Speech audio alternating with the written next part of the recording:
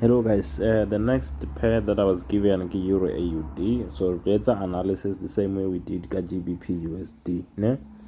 So another thing maybe I'd forgotten to mention in all my videos scoring, because the time frames they go until monthly.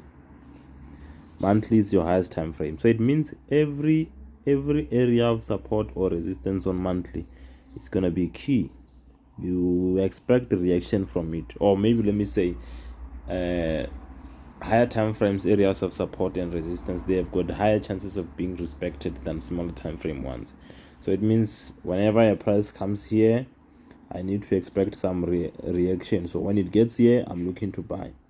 If I get signs of reversals, I'm looking to buy. When it gets to the next resistance, I exit, I'm looking to sell, up until the day it doesn't give me any sense of reversals, and then just go and break the resistance. Then I'm in the support, then I'll go and target the next one. Right, man? So in this case, what we can see is that I don't want to take long on this one.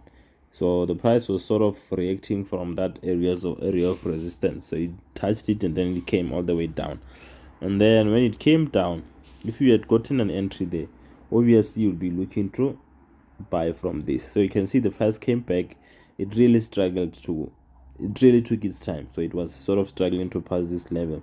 So it took about 4 months before it eventually went all the way down. And look what it did. So I it touched your area there, and then tried to go up. The highest point it went was that, and then the next bar formed engulfing, which is showing what? Bearish force. This is a bearish engulfing, and it's a bearish force. So if you were trying to buy again from this, you must think twice, because this is showing we might go all the way down, and we did go down. Ne? So currently the price, this is the zone that I wanted to mark, and the price has what? Undershot it, sort of penetrated it, but failed to close outside. So this is where it ends, which means it ends here. The price did come below it, but it failed to close outside. Right? So we can still look to buy. Right? But it still wouldn't be a problem to see it penetrating it, coming all the way down here. But the fact that it failed to close outside, we can still expect it to rally and go there. Right? So now here the trend line will be somewhere there. Then let's go down to our weekly. So on weekly, there's nothing much happening. The price, it does have a area of resistance there. So it did come down, try to go up, and then went lower than that. So that's our area of resistance there. So the price is inside here, and it is forming a rejection bar. So what if these rejection bars are gonna push the price down and finish what this has started? This went down and broke that monthly area of demand, or area of support. And what if this is just to come and finish all of that, and then this just broke it and failed to close outside? So this, whatever that's happening here inside the area of resistance, it can still push the price down. But if it breaks it, it means the next stop is that one. So in terms of the trend line here, it is still the same as what we had on monthly. So there's your area of the next area of resistance should this one be broken. Then let's check daily. On daily, this is our thing. This is our resistance or supply. This is our resistance or supply, and it was hit, and the trend line on daily is here. Right, man? So now it comes a question here, now should the price come down and touch this, are you going to buy? Now I would say no, we're not gonna do that. The price can react from it. As much as we are above the daily trend line and we are hitting area of support, I'm not gonna buy simply because we are inside a weekly resistance area. So the weekly resistance, this is pushing down, so I'm not gonna fight that with a daily sell, with something I'm seeing on daily. So remember, we can't fight weekly with daily. So weekly is higher than our daily, so we have higher chances of losing there. So that's something that I wouldn't take. So the weekly, this is the one that I'm talking about, that we're just discussing now. So here we can see, or no, the price has hit the area of resistance. This is our thing, so we're still expecting it to do this for as much as it does not go above the area of what of resistance on weekly. Because of all those pin bars, the rejection bars on weekly here, the price has higher chances of going down. So it's only a matter of us getting what. So if I go to down to H4 or H1 and get an entry to the downside, I will not put my TPs down there. I will put them here, because daily trend line hasn't been broken. So if I get entries there, I'm exiting there. If it was broken, then I'll know that I'll just be targeting all the way down there.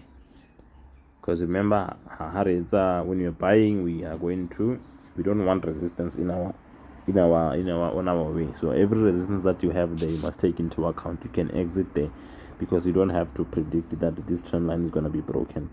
Take your thing, exit there, wait for price to tell you if it wants to go back or if it wants to break the resistance. Then let's check H4.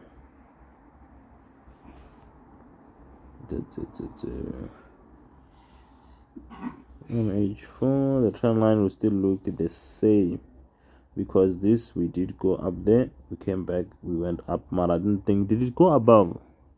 Because if it went above, then your trend line would be there if this is higher than that. But if it's not, then it means this is one high, then this is another high. On the left, on the right side, we don't have a high that is higher than that, so these points we can't use them. We can put it there. That's if this is not higher than this. But if it's higher than that, then it means the trend line was here. So here what we can see is that the price is sort of reacting from this, reacting from that, and it is still above the trend line. So it means the time when it came for the first time, I wouldn't have bought still, because of what we are at the weekly resistance, remember. So I'm not gonna buy. And then this is the second touch, and then the third touch, we might just break it. So I think we still don't have like a nice area for us to say we would take a sell. So let's check daily. As much as you're saying we're pointing down, so I just so wish that this was like this and having a high there, and your trend line will be there. Then you can mark this and say, if it goes up there, I'm selling, then I'm coming exit at the trend line, or this. I'm not gonna wait for it to break it. I'm not gonna predict that it's gonna break it. But in this case, we don't have a high, so the trend line unfortunately still stays there, which makes it difficult for us to find entries because it is not broken. Right. So let's check H1, which is gonna be the last time frame.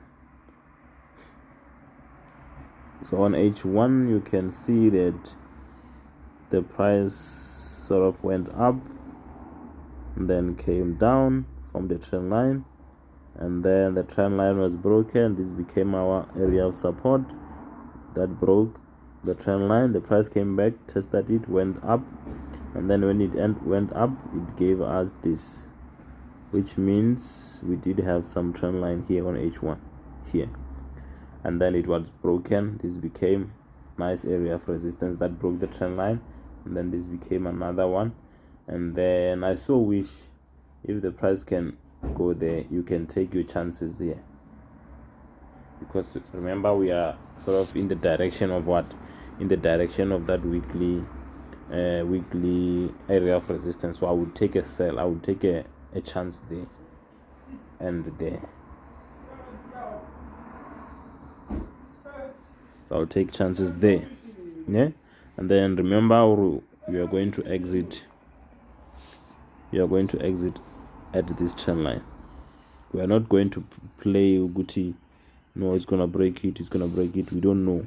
So if you take that sell there, you're going to exit at this very same H4 area of support, because it is not yet broken, and it is still within the trend line. So if you get that sell that I showed you there, we are going to put our TP there.